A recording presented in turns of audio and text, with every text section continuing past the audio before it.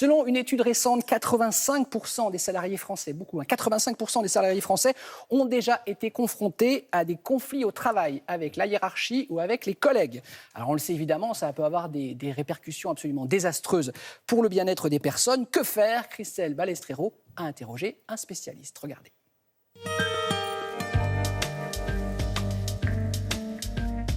Les conflits interpersonnels au travail, que ce soit avec la hiérarchie ou les collègues, ont des conséquences autant physiques que psychologiques.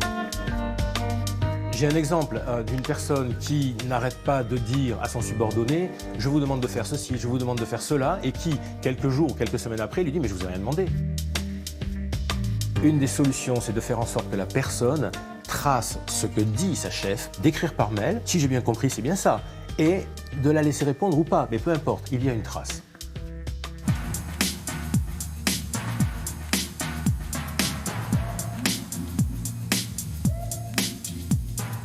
La question de la gestion de l'agressivité des collègues, elle se pose assez souvent.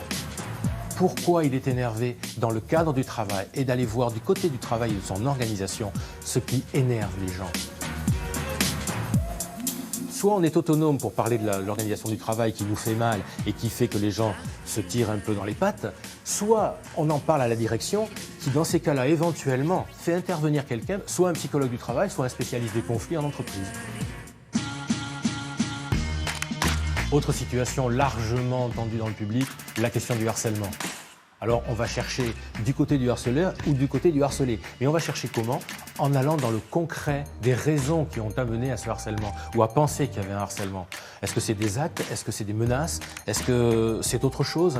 Et on essaie de trouver, soit avec la direction, quand on l'a prévenu, soit avec les pairs, des solutions relatives à l'organisation du travail qui a créé ce harcèlement ou ces conditions de harcèlement.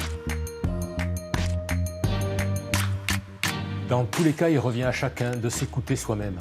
C'est-à-dire, je suis bien au travail ou je ne suis pas bien au travail. Si je ne suis pas bien, il faut vraiment que je commence à en parler. Que ce soit avec des collègues, que ce soit avec la hiérarchie, voire à l'extérieur avec un psychologue. Mais il faut vraiment en parler pour ne jamais laisser pourrir une situation. Merci beaucoup pour toutes ces précisions et pour tous ces conseils.